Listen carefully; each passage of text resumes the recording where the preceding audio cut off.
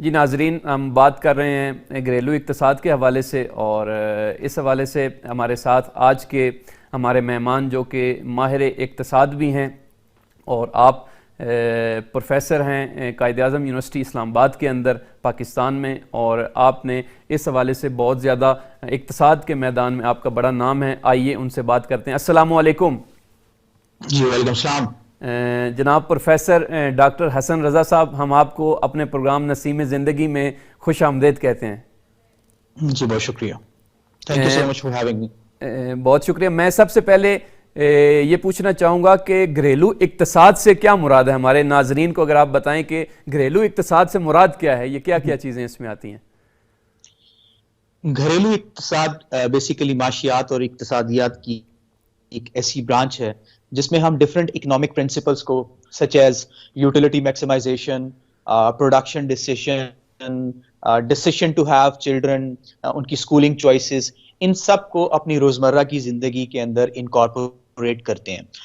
یہ جو گھریلو اقتصادیات کی جو ایک برانچ ہے جس کو فیملی اکنامکس کہا جاتا ہے، اس میں جو بہت زیادہ کنٹریبیوشن ہے وہ مارکسسٹ اکنامکس اور فیمنسٹ اکنامکس کی ہے. اینڈ دے بیسیکلی آرگیو، ان کا جو زیادہ تر کام کا حصہ ہے وہ فوکس ہے شادی کو لے کے. They think marriage is as it is some sort of a contract جس کے and جو وائفس ہیں وہ ایک کانٹریکٹ کے اندر انوالو ہیں and they try to produce, they try to take some decisions due to which there is some sort of output which came out of it. جس کے اندر ہسبینڈ کو وہ کہتے ہیں کہ as if husband is a capitalist which owns the resources, whereas the wives are considered as unpaid worker or the worker which does not own any factor of production. They work as a cheap labor, اور husband ان کو employ کرتے ہیں domestic production کے لیے, right? And they pay them a quasi minimum wages. And then there are a lot of research work on both school of thoughts.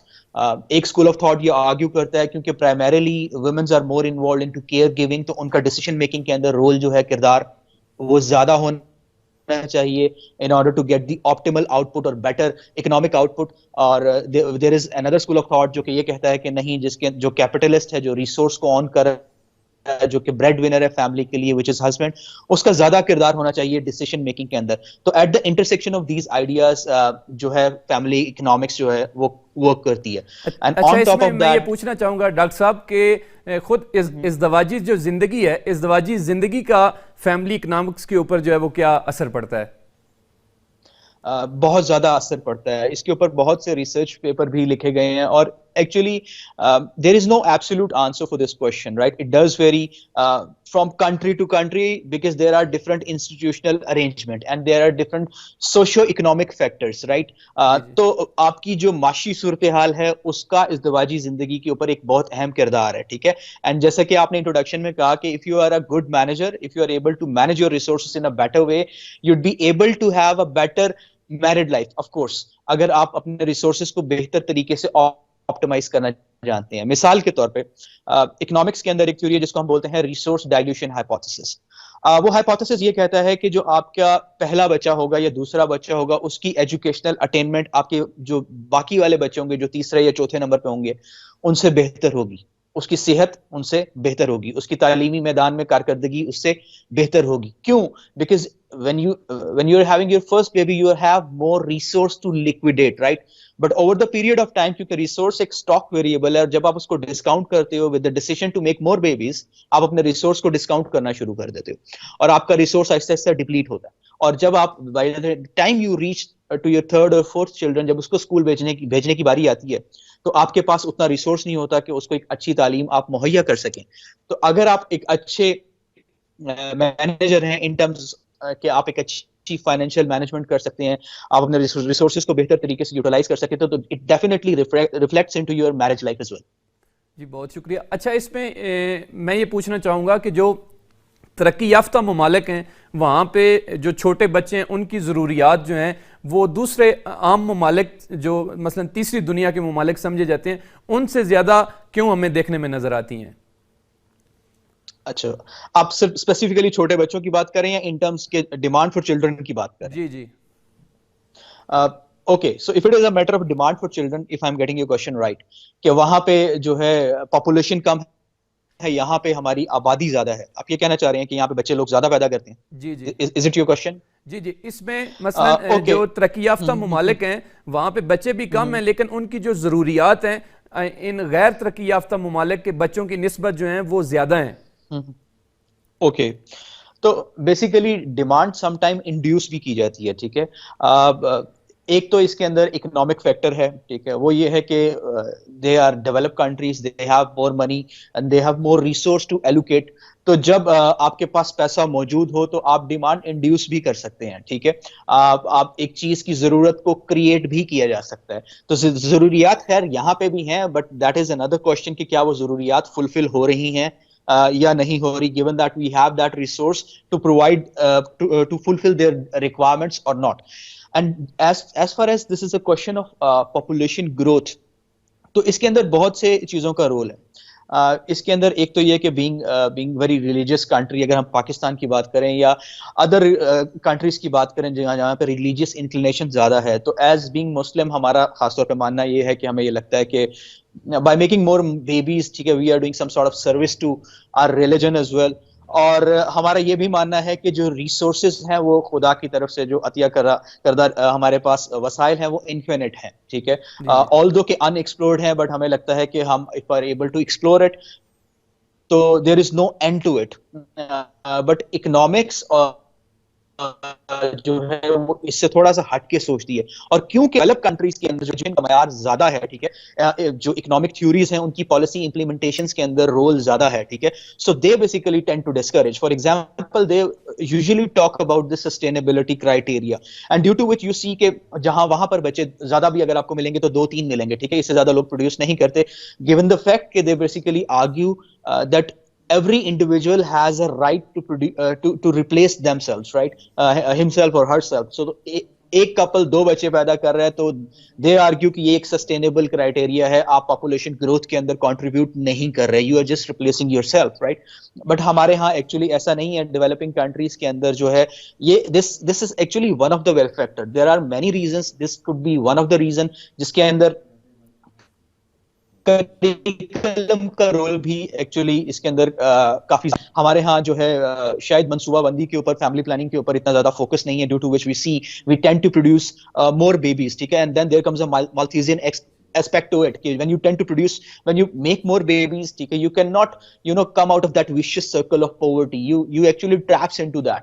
تو آپ کو زیادہ سے زیادہ ریسورس ان کے اوپر ڈپلوائے کرنا پڑتا ہے, اور پھر آپ کی جو ایسٹ بلڈنگ ہے, جو ویلتھ کریشن ہے, وہ افیکٹ ہوتی ہے. اچھا, اس میں ایک اور میں بات پوچھنا چاہوں گا کہ بعض لوگ وہ یہ پلاننگ کرتے ہیں کہ جوانی میں مثلا گورنمنٹ سروسز کریں گے اور بڑھاپے میں ان کو پینشن بھی ملے گی, تاکہ اس عمر میں پہنچ کے ان کو کوئی مالی طور پہ مشکل نہ ہو, اور ان کے گھر کا ماحول خصوصاً ان کی ذات کے لیے یا ان کی زوجہ کے لیے میاں بیوی کو پینشن کی صورت میں یا کسی اور ایسے الاؤنس کی صورت میں ان کا گزارا اچھے سے اچھا ہو جائے. اس حوالے سے آپ کیا کہتے ہیں کہ یہ جو سوچ ہے یہ کس حد تک مفید نظر آتی ہے معاشرے کے اندر؟ اچھا, actually of course there is nothing wrong about it, right. Individuals ہمیشہ اپنی یوٹیلٹی کو میکسیمائز کرنے کی کوشش کرتے ہیں, اور ان کا کوشش یہ ہوتی ہے کہ throughout the period of their life, مثال کے طور پہ ایک انڈیویجول پلان کرتا ہے کہ میں 3 ٹائم پیریڈز میں جیوں گا. T0 جب وہ بچہ ہے, T1 اس کی ارننگ ایج ہے, اور T3 اس کی ریٹائرمنٹ ایج ہے. تو اس کی کوشش ہوگی جب وہ T1 کے اندر جب وہ ارننگ فیز میں پہنچتا ہے, تو T1 کے اندر جب وہ ارننگ فیز پہ پہنچتا ہے, تو T2 کے اندر اگر وہ جب وہ ریٹائر ہے تو وہ ارننگ کے اندر اپنی اتنی سیونگز بلڈ اپ کرے کہ جب وہ ریٹائر ہو تو وہ اپنی کنزمپشن کو اسموتھ آؤٹ کر سکے. کنزمپشن کے اندر کوئی شاکس نہ ہو, یہ نہ ہو کہ اس کے پاس پیسے اسپینڈ کرنے کے لیے نہ ہو. یہ ایک ریشنل تھاٹ ہے, اور ایک ریشنل ایجنٹ, ایک ریشنل انڈیویجول ہمیشہ اپنی ارننگ سے, اپنی ایکٹیو لیبر لائف سے کچھ نہ کچھ پیسہ جوڑنے کی کوشش کرتا ہے, تاکہ جب وہ لیبر مارکیٹ کے اندر اس طرح سے ایکٹیو نہ ہو تو وہ اپنے اس ارننگ کو جو ہے فائنانس کر سکے, اپنی جو کنزمپشن ہے ڈیورنگ دی لیٹر لائف اس کو فائنانس کر سکے اپنی اس ارننگ کے ساتھ. اس کے اندر معاشیات کے اندر ہمارے پاس بہت اچھی اور بہت انٹرسٹنگ تھیوریز بھی ہیں, جس کے اندر سب سے امپورٹنٹ تھیوری ہے کنزمپشن ریٹائرمنٹ پزل. اس کے بارے میں آپ کو تھوڑا سا بتاتا ہوں کہ کنزمپشن ریٹائرمنٹ پزل یہ تھا کہ ہم ایک اکنامک تھیوری یہ کہتی ہے کہ انڈیویجولس کی consumption through out the period of life, جو بیسک کنزمپشن ہے وہ سیم رہتی ہے.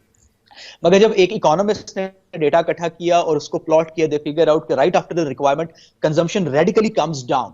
ٹھیک ہے.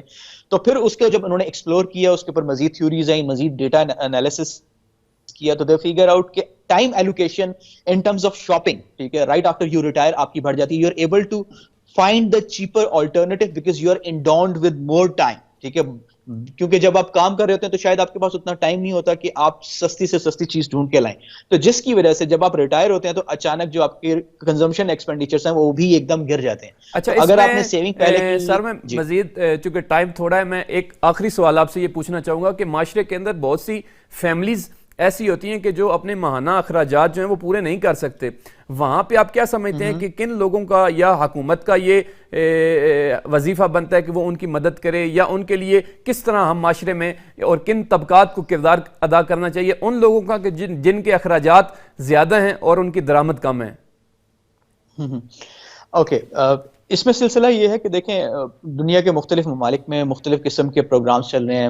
کچھ کنٹریز کنڈیشنل کیش ٹرانسفرز دیتی ہیں, کچھ کنٹریز میں ایسا ہے کہ انکنڈیشنل کیش ٹرانسفرز بھی ہیں. مثال کے طور پہ ابھی ریسنٹلی گورنمنٹ آف پاکستان نے right after this covid induced lockdown ایک احساس کفالت پروگرام شروع کیا. احساس پروگرام کے تحت جو زیادہ vulnerable member of the community تھے ہمارے, ان کو سم سارٹ آف انشورنس ان کو ایک طرح کی پرووائڈ کی گئی تھرو سم انکنڈیشنل کیش ٹرانسفرز, ٹھیک ہے. بٹ کیا یہ کیش ٹرانسفرز جو ہیں یا اس طرح کی جو ٹرانسفرز ہیں وہ ان کی ویلفیئر کو انشور کرتے ہیں؟ تو کسی حد تک تو ضرور کرتے ہیں, ٹھیک ہے. مگر اس کے علاوہ اگر ہم باقی پروگرامز کے اوپر دیکھیں کہ اگر ان کو مثال کے طور پہ ان امپلائمنٹ الاؤنس کی اگر بات کریں یا منیمم بیسک ویج کی بات کریں, تو یہ ڈیولپ کنٹریز کے اندر کسی ٹائم پر بہت ایک برننگ ایشو تھا. بٹ جو ہے اس کا اگر ہم لانگ ٹرم اس کی امپلیکیشنز دیکھیں, مثال کے طور پہ ان امپلائمنٹ الاؤنس کی, تو it actually does not serves the need, ٹھیک ہے. اس سے جو ہے معیشت کو اتنا زیادہ فائدہ نہیں ہوتا, نہ ہی لیبر مارکیٹ پارٹیسپیشن بڑھتی ہے. تو there are other policy measures which can be taken to promote more output and employment to ensure the welfare, ٹھیک ہے, not just by the money. مثال کے طور پہ پاکستان کی اگر ہم بات کریں تو ہمارے ہاں سب سے بڑا مسئلہ ہے ہیلتھ کا. آپ نے دیکھا ہوگا کہ بہت سے لوگ ہوتے ہیں وہ پیسہ جوڑتے ہیں اور جیسے گھر میں کوئی ایک بندہ بیمار ہوتا ہے, ٹھیک ہے, they end up lose out their saving, ٹھیک ہے, اور وہ ایک دم بالکل بلو دا پاورٹی لائن آ کے گر جاتے ہیں کہ 4 لاکھ کا جو ہے اسٹنٹ ڈل گیا, جو ہے کوئی سرجری اس قسم کی ہوگی. تو گورنمنٹ کسی حد تک جو ہے اس طرح کی چیزوں کے اندر جو ہے ہیلتھ انشورنس پرووائڈ کر سکتی ہے. یونیورسل ہیلتھ کیئر کے اوپر بات ہو سکتی ہے کہ گورنمنٹ ہر انڈیویجول کو یا ایٹ لیسٹ ہر ہاؤس ہولڈ کے اندر کسی حد تک جو ہے ان کو کوریج ملے, تاکہ جو ہے ان کی جو اپنی معاشی صورتحال ہے وہ کسی حد تک بہتر رہے, ان کا جو سوشل ویلفیئر لاس ہے وہ بہت زیادہ نہ ہو. جی بہت بہت شکریہ ڈاکٹر صاحب, اپنا قیمتی اوقات میں سے آپ نے ہمارے پروگرام کے لیے وقت نکالا اور بہت مفید نکات کی طرف آپ نے اشارہ کیا, اور یقیناً ہم نے بھی اور ہمارے ناظرین نے بھی آپ کی اس قیمتی گفتگو سے ہم مستفید ہوئے ہیں. آپ کا بہت شکریہ ادا کرتے ہیں اور امید ہے کہ آئندہ بھی انشاءاللہ آپ ہمارے پروگرام میں شامل ہوتے رہیں گے. اپنا ڈھیر سارا خیال رکھیے گا. خدا حافظ.